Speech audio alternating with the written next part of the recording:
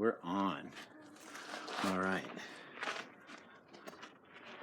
So, I was reading through your writings, Dad, and you were talking about how you saw the name Jesus Christ in the ashes, and then you went outside and you saw it up in the sky also, right? And then you actually saw Jesus Christ rising out of the ashes. Yeah. What did that mean? What was that about? Because I wanted to know about how my grandmother and those before her lived without the knowledge of God or Jesus Christ. And that happened to be in a teepee meeting in Rocky Boy. And the individual that he had cancer of both kidneys.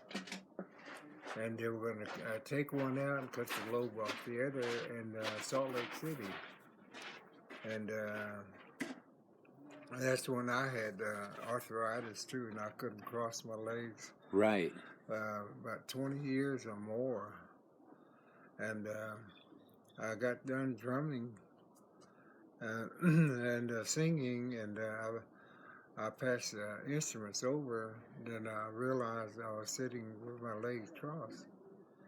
Then I started thinking that medicine here, for me being able to sit there with my legs crossed, which I hadn't done that in over 20 years, about right. 23, 24 years. And so when I was thinking that, the word Jesus Christ come over them coals, whiter than white, 8 inches long, 2 inches wide, and come out of the coals about 2 inches. Whiter than white, like fluorescent white. And so I was praying. Then I'm thanking that medicine for helping me. Then I told the image, the words, I said, that man, a young man over there, will come here to pray with him. Right. And I'm asked you to help him. And then they went back down gradually into the masses. The word Jesus Christ went back, sunk back into the ground. I mean the ashes. And in the morning, his companion brought in water. And while she was praying, the image of Jesus Christ came out of the coals from the waist up, and he had his hands out. I'm not saying nothing, but it indicated to me that it was inquiring, telling me that he healed both of us. And he went to Salt Lake City after the meeting to get. It's all right. You guys can be in here. Yeah, it's fine. To get operated on. And they told him go home. He had no cancer. He had no cancer. No cancer. No, and so this was. Now, what was your relationship with Jesus Christ going up to that point there? Well, the relationship was my first encounter of what I wanted to know, but I spent some time up on our mountain we call LongHorn Mountain fasting. You were fasting? Fasting, yeah, and I was troubled. And I wanted to go up there and get myself and pray about what I wanted to know about. You were troubled because you were not understanding what your tribe was praying, who your tribe was praying to, right? Yeah, and then well, not directly about that. I wanted. I was involved with some things that made me kind of go through a lot of soul searching. And I went up there to see if I can get relieved. And at the same time, I was thinking about what I wanted to know, how my grandmother and those before her survived without the knowledge of God or Jesus Christ. And so my first night up there, I can see myself praying on the ground, which I must have been about at least 12 feet off the ground in my spirit. And I was watching myself pray. And then whenever I got done praying, and I had me a staff with an eagle feather on there. And whenever I laid down, all around me be, I'd say about 50, 60 owls with a heart-shaped face that were dark, probably brown. Owls. Owls, yeah. Owls. Why owls? Do you know? Do you? They were probably a dark color, probably brown. And it was at night, and they would be all around me. And as soon as I pick up that staff and the eagle feather flown, they left. So whenever I put it down, they would come back again. What do owls symbolize? To me, I have no no answer to that because whenever I put my staff down, they come. Well, when I pick it up and that eagle feather flew, they left. And so I stayed up there and prayed, and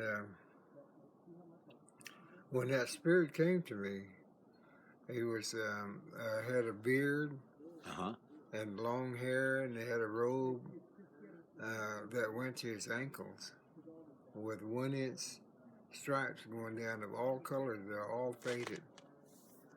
And he's talking to me like I done last night, talking about whenever you get involved with drugs or alcohol, you become the property of the devil. Right.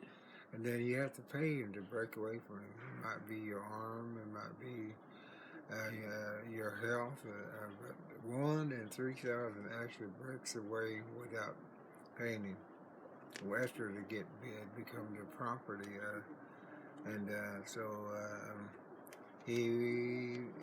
The spirit there wanted me to talk to these young kids. That's what I had been doing whenever I had that opportunity. But I found. So the spirit. What did the spirit say to you? What were you talking about? He's telling me about those involved with drugs and alcohol. Oh. They don't have to have their arms twisted. They see it looks like a lot of fun. But once they get addicted to it, they become the property of the devil. And they have to pay him to break away. Maybe it might be an arm, it might be some loved one, and so one at that time, 1 in 3,000 actually breaks away without any consequences. Like his health would be still like it was before he got involved, and no problems at all. But 1 in 3,000 actually break away, and the rest of them, they break away by pain, maybe a loss of health, loss of arm, something traumatic happens. Yeah. Did this answer what you were troubled about?